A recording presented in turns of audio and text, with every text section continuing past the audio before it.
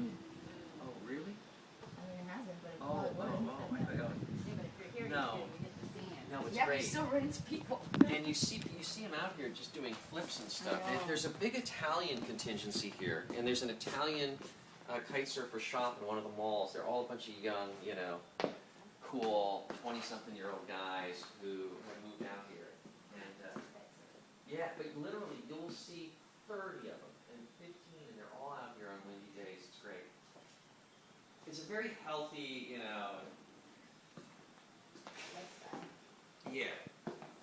It's not glitzy like South Beach, but you're 15 minutes away. I'm on the beach all the time. But it's very safe out here. I mean, you can go. You did? Okay. It's front door.